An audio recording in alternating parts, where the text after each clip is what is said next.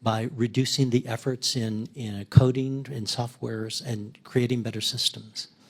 Thank you, Mr. Chairman. I yield back. Gentlelady yields back. Chair recognizes Mr. Raskin. Thank you, Mr. Chairman. I was intrigued by something the chairman had to say in his opening remarks, where he said that the loss of 89 people or 89 people short on the census in New York led to the reduction of the U.S. congressional delegation from New York by 3 seats.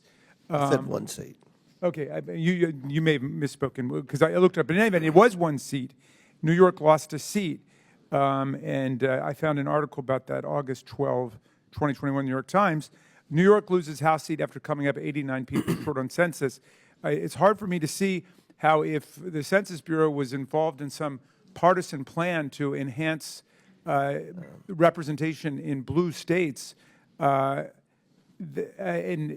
the difference of 89 people could not have been planted by a conspiracy theory if there was one afoot. But there wasn't, but New York lost a seat. It seems like that example completely contradicts the thesis that there was some effort afoot to artificially inflate delegations in blue states. In any event, if we talk about what really happened in 2020, and I understand you weren't there, the Trump administration was in control. You were not the director at the time, is that right? That is correct. Okay, but the Census Bureau, even under the Trump administration, was facing very difficult odds and difficult challenges in trying to make an accurate count. And I wonder if you would just explain what was the consequence of COVID-19 on the work of the Census Bureau? Thank you for that question, Ranking Member Raskin. There was some uncanny, terrible timing to the tragic pandemic. On March 12th, we announced the availability of online participation in the March 12th, 2020. We announced that online participation in the census was now possible. Was that the first time that it ever happened? It was the absolute first time. It was new technology that we were using. And in fact, I'll go further to say that throughout the census enumeration period, we never experienced 1 second of downtime with that online system. But still, there were lots of people who didn't go online. Then you had to do it the traditional way. And just quickly, if you would, what were the challenges posed by COVID-19? Thank you. Society shut down. We had to literally stop all field operations for several weeks and nimbly reconstitute our operational plan for the remaining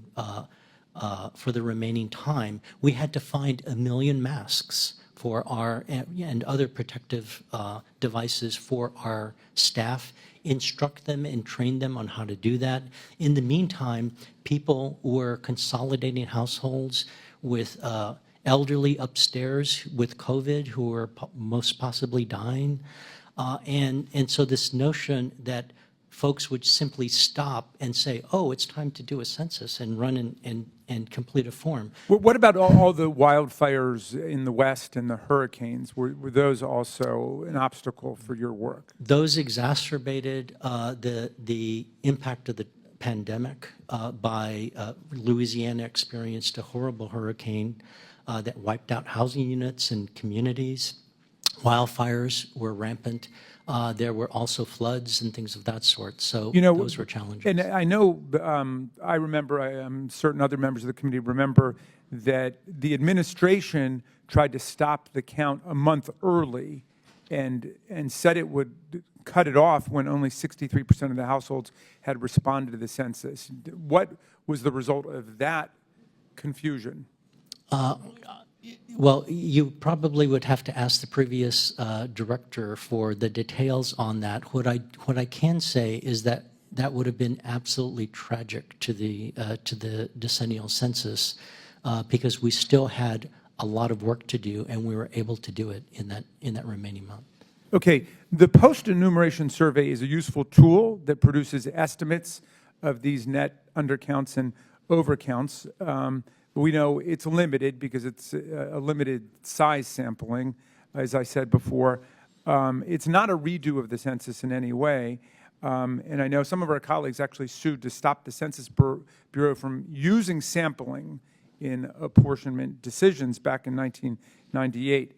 And now today the suggestion is that this far more limited survey using a sampling method is somehow more accurate than the census itself. What is more accurate, this technical sampling technique afterwards or the actual block-by-block census approach? Well, that is an interesting question, Chairman, so thank you for asking that. We spent $13.8 billion to do a complete enumeration. That has, and we use the best science, the best methodologies, the best people, et cetera.